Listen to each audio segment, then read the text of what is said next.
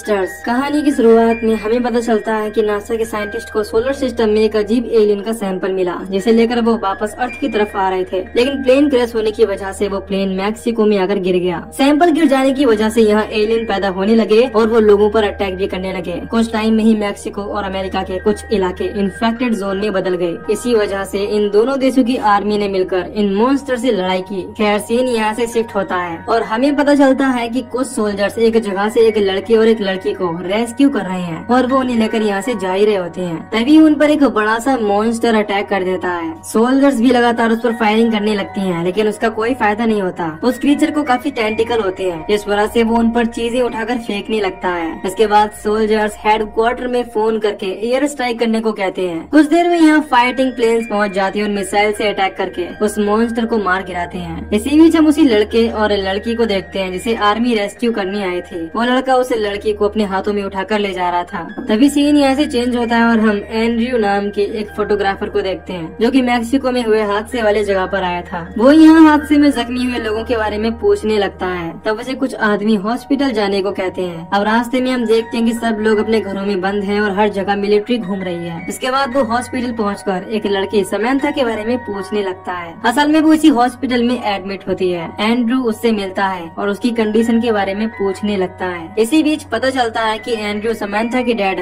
Whedon के publication में काम करता है और उसे यहाँ पियर्स नाम के बंदे ने भेजा था, जो कि वेडन के लिए काम करता है ताकि वो समंथा को रेस्क्यू कर सके। वो पियर्स से बात करता है और कहता है कि मैंने पिछले 3 साल से वेट किया ताकि मैं मैक्सिको की हालातों के बारे में जानूं, लेकिन पियर्स उससे कहता है कि इस वक्त तुम्हारा काम केवल समंथा को सही सलामत बोट तक पहुंचाना है, जिससे वो ठीक से घर तक आ सके। इसके बाद एंड्रू उसे लेकर स्टेशन पर पहुंच जाता है और उसे पता चलता है कि मैक्सिको और अमेरिका के बॉर्डर के आसपास वाला इलाका रेड जोन में है, यानी वहाँ क्रीचर्स के हमले ज्यादा संख्या में हो रहे हैं। खैर वो अमेरिका जाने के लिए 2 टिकट्स ले लेता है। यहाँ समंथा अपने डैड वेडन से बात करती है और कहती है कि वो ठीक है और वो जल्दी ही घर आ रही है। अब वेडन एंड्रू से कहता है कि वो उसकी बेटी को सही सलामत घर पहुँचा दे, इस पर वो प्रॉमिस करता है कि वो ऐसा ही करेगा। अब वो दोनों ट्रेन में आकर बैठ जाते हैं और ट्रेन अमेरिका के लिए रवाना हो जाती है। आगे हमें पता चलता है कि समंथा की एंगेजमेंट हो चुकी है और उसने अपने हाथ में रिंग भी पहनी हुई है। खैर अब एंड्रू बाहर के नजारों की फोटोज लेने लगता है। अब रात हो चुकी थी और आगे रास्ते में आर्मी एयर स्ट्राइक कर रही थी,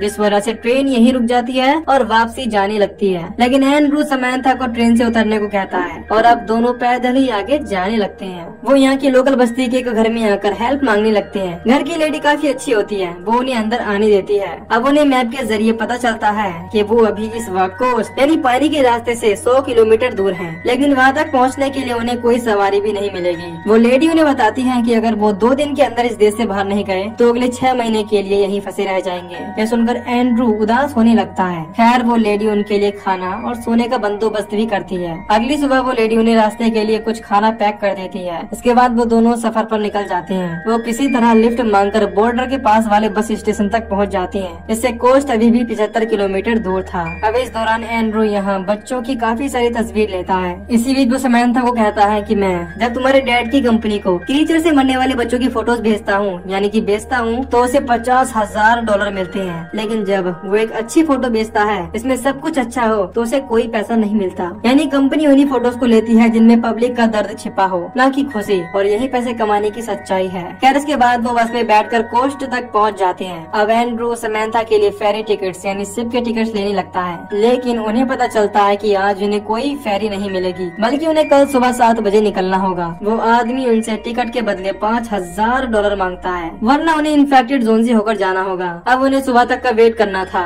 वो अपने टाइम बिताने के लिए एक होटल में रुक जाते हैं। समंथा की एंड्रू की तरफ अट्रैक्शन बढ़ने लगती है, यानी वो उसे पसंद करने लगे थे। इसी बीच वो उससे छिपकर अपने बेटे से फोन पर बात करता है और उसके बर्थडे पर टाइम से पहुंचने को कहता है। असल में एंड्रू की वाइफ उसके साथ अब नहीं रहती, जिस वजह से उसका बेटा भी उससे अलग रहता है और 3 दिन बाद उसका बर्थडे भी है, जिस कारण एंड्रू थोड़ा इमोशनल हो जाता है। लेकिन वो इस बारे में समंथा को नहीं बताता कि वो शादीशुदा है। इसके बाद वो यहाँ के लोकल लोगों के बीच जाकर घूमने लगते हैं। दोनों यहाँ काफी एंजॉय करते हैं। वो एक दूसरे के साथ टाइम भी स्पेंड करते हैं। अगली सुबह में समंथा के घर लौटने का टाइम हो चुका था, यानी एंड्रू का काम अब केवल उसे शिप में बिठाना था। खैर समंथा उससे अपना पासपोर्ट मांगने लगती है, लेकिन जब वो अपने कमरे में चेक करने जाता है तो उसे वो नहीं मिलता, जिसका मतलब था कि किसी ने उनके पासपोर्ट चुरा लिए हैं। फेरी के जाने का भी टाइम हो चुका था और वो अमेरिका के लिए निकल जाती है। एंड्रू टिकट वाले वाले आदमी के पास जाता है और उससे दूसरी बोट का इंतजाम करने को कहता है, लेकिन वो आदमी कहता है कि ये फेरी लास्ट थी, अब उन्हें कोई बोट नहीं मिलेगी। इसके बाद एंड्रू उस आदमी से बहस करने लगता है, जिस पर वो आदमी उन्हें इन्फेक्टेड जोन से होकर जाने का कहता है, जिसमें काफी खतरा है। आगे वो कहता है कि वो उनके लिए एक छोटी बोट का इंतजाम करवा देगा, लेकिन उसके लिए उन्हें $10,000 देने होंगे। अब उन दोनों के पास पैसे नहीं होते, जिसके बदले में एंड्रू उसे अपना कैमरा और वॉच देने लगता है, लेकिन वो आदमी कहता है कि इन सबसे भी पूरे पैसे नहीं होंगे। इसके बाद समैंथा उसे अपनी एंगेजमेंट रिंग दे देती है, जो कि डायमंड की होती है। अब एंड्रू डिसाइड करता है कि वो भी समैंथा के साथ जाएगा। अब वो आदमी उन्हें रिंग के बदले में बोट देने को तैयार हो जाता है। वो एंड्रू का सामान भी वापस कर देता है। आगे वो आदमी उन दोनों के लिए किसी तरह एक बोट का जुगाड़ कर देता है और उन्हें भेज देता है। उनके साथ बोट के 2 ड्राइवर और एक सिक्योरिटी के लिए सोल्जर भी आता है। खैर, उन्हें पानी के रास्ते से जाते हुए काफी टूटी हुई बिल्डिंग दिखाई देती है, जिन्हें एयर स्ट्राइक करके या क्रीचर के द्वारा खराब किया गया था। अगले सीन में वो एक जगह पर फ्यूल डालने के लिए रुकते हैं, तभी उन्हें जंगल से आवाजें आने लगती हैं, जिसके बाद वो जल्दी से यहाँ से निकल जाती हैं। आगे जाने पर उनकी बोट का इंजन अचानक खराब हो जाता है। 2 लोग मिलकर बोट को ठीक करने लगते हैं, लेकिन तब तक रात भी हो जाती है। तभी उन्हें पानी में कोई चीज हिलती हुई दिखाई देती है। बाद में उन्हें पता चलता है कि वो एक क्रैश हुआ प्लेन था। तभी पानी में से एक बड़ा मॉन्स्टर आकर उस प्लेन को पानी में खींच लेता है। इसे देखकर बोट में बैठे सब घबरा जाते हैं। अब कुछ टाइम में उनकी बोट भी ठीक हो जाती है। इसे लेकर वो जल्दी से निकल जाते हैं। अगली सुबह में वो किनारे की तरफ आ जाते हैं, जहाँ उनके काफी लोग मिलते हैं, जो कि बोट ड्राइवर के फ्रेंड थे, यानी उन दोनों को आगे तक वो लेकर जाएंगे।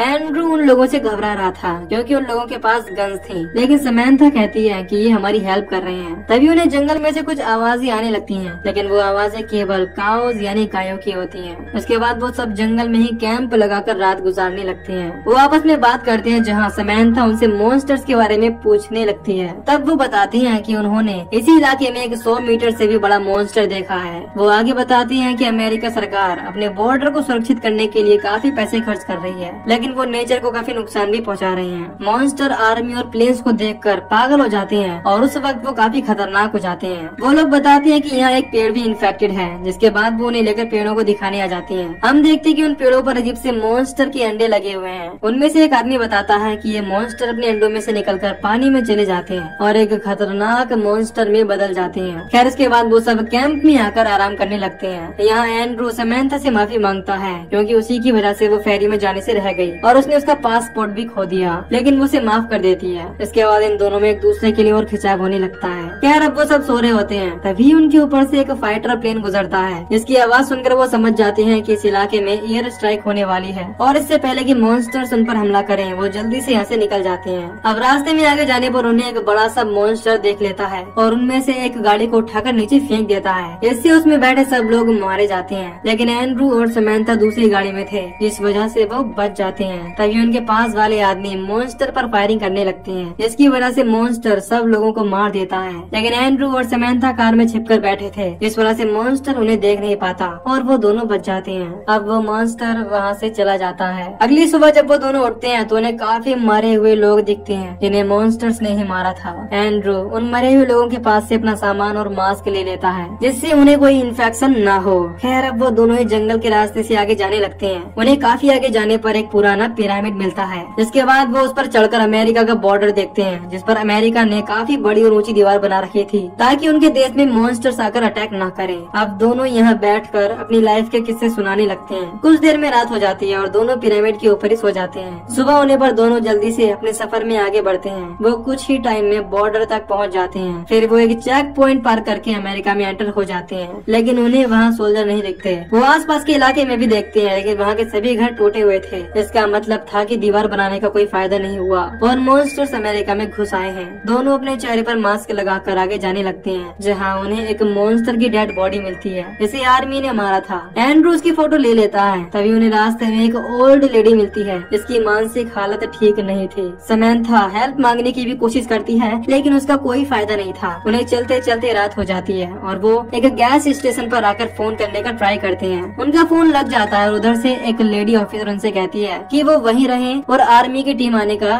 वेट करें। इसी बीच समैंथा अपने डैड से बात करती है और एंड्रू अपने बेटे से। वो उसे बर्थडे विश करता है और कहता है कि वो उसे बहुत मिस कर रहा है। वो अपने बेटे से बात करता हुआ काफी इमोशनल हो जाता है। तभी एक मॉन्स्टर गैस स्टेशन की तरफ आ जाता है और अपने टेंटिकल से स्टेशन के अंदर चेक करने लगता है कि वहाँ कोई इंसान तो नहीं है। उसके बाद में एक और मॉन्स्टर आ आ जाता है, जिसके बाद दोनों मॉन्स्टर्स एक दूसरे से इंटरेक्शन करने लगते हैं। देखने से लग रहा था कि उनमें से एक मेल और दूसरा फीमेल है। समंथा भी ये देखती हुई एंड्रू के पास आ जाती है। इसके बाद दोनों मॉन्स्टर्स अलग होकर यहाँ से चले जाते हैं और इसी के साथ उन्हें बिछड़ता देख दोनों की आंखें भर आती हैं, क्योंकि उन्हें भी अपने अलग होने का गम होने लगता है। समंथा एंड्रू से मना करती है कि वो घर नहीं जाना चाहते। फिर दोनों एक दूसरे को किस करते हैं, जिससे हम समझ पाते हैं कि दोनों एक दूसरे को चाहने लगे थे। इसी बीच वहाँ आर्मी आ जाती है और दोनों को लेकर यहाँ से चली जाती है। दोनों एक दूसरे से अलग होते हुए काफी दुखी होते हैं। खैर, इसके बाद की कहानी को हम मूवी की शुरुआत में देख चुके हैं, जहाँ पर एक मॉन्स्टर आकर अटैक कर देगा और एंड्रू समंथा को अपने साथ लेकर चला जाएगा और इसी के साथ ये मूवी इसी तरह यहीं पर खत्म हो जाएगी। तो दोस्तों, अगर आपको इस मूवी की एक्सप्लेनेशन पसंद आई हो तो वीडियो को लाइक और चैनल को सब्सक्राइब कर दीजिए। बाकी मैं मिलूंगा आपसे न्यू वीडियो में। Till then take care, love you,